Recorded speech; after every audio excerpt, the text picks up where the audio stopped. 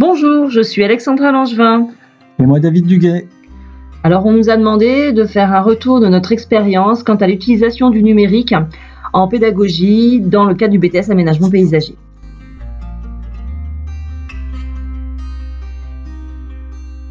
Le CFPPA de l'Allier est ici, à 5 minutes de Moulins, à l'extrême nord-ouest de la région Auvergne-Rhône-Alpes, au cœur du bocage bourbonnais, et sur le site de l'EPL du Bourbonnais. L'EPL est composé du lycée, d'une exploitation agricole et du CFPPA. Il propose des formations continues et par apprentissage dans les domaines de l'agriculture, de l'horticulture, du maraîchage et du paysage. Donc, l'aventure du numérique débute en 2012 avec l'ouverture du BTS Aménagement Paysager par apprentissage. Donc, la formation a été ouverte en partenariat avec l'EPL de Durda-Montluçon. Donc 2 sites, 2 équipes et des difficultés d'organisation. Mais grâce à ce partenariat, la région nous a doté de matériel informatique. À partir de là, on a pu parier sur le numérique. Donc en 2015, nous nous séparons de notre partenaire.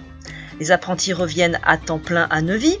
Le centre dispose d'une salle informatique équipée de logiciels de CAO-DAO, donc très vite, les jeunes s'investissent dans le numérique et rapidement ils acquièrent tous un PC portable. Dans le même temps, les effectifs augmentent et la variété des profils des apprentis aussi. C'est là que le numérique a été notre meilleur allié pour commencer à mettre en place une pédagogie différenciée et individualisée. En 2017, par chance, l'EPL a été choisi pour expérimenter le lycée tout numérique.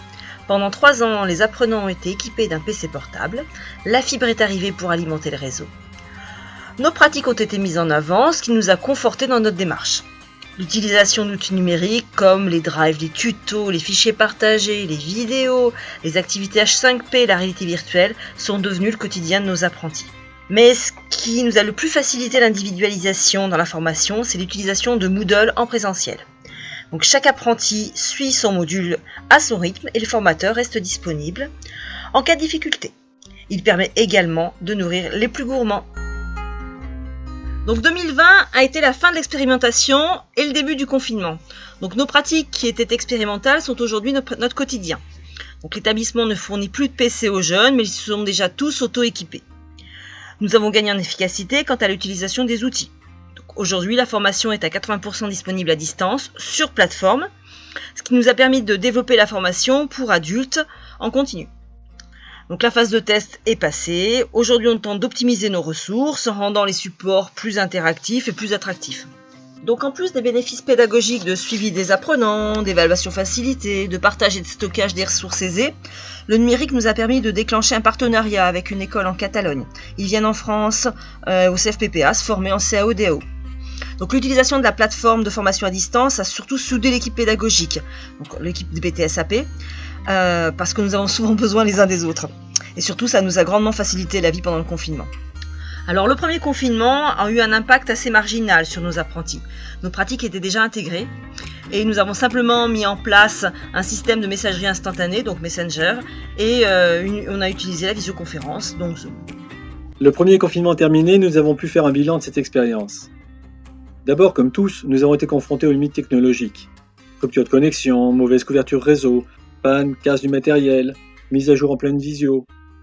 Ensuite, nous avons été victimes d'une fatigue ophtalmique, une usure liée à l'hypersollicitation des réseaux sociaux. Comme en présentiel, les cours magistraux, les séances mal construites, trop longues, ou les activités occupationnelles ont été vouées à l'échec.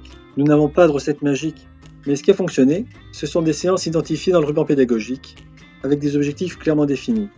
Des séances courtes, organisées, et variées en utilisant différentes ressources. Et surtout, pour capter l'attention de nos apprentis, nos habitudes ont été prises par toute l'équipe. L'appel était fait tous les matins en visio, et tous les formateurs de l'équipe ont fait preuve de la même exigence et de la même rigueur. Même si nos apprentis et l'équipe vivent assez bien cette période compliquée, nous avons encore plein de choses à apprendre et à améliorer.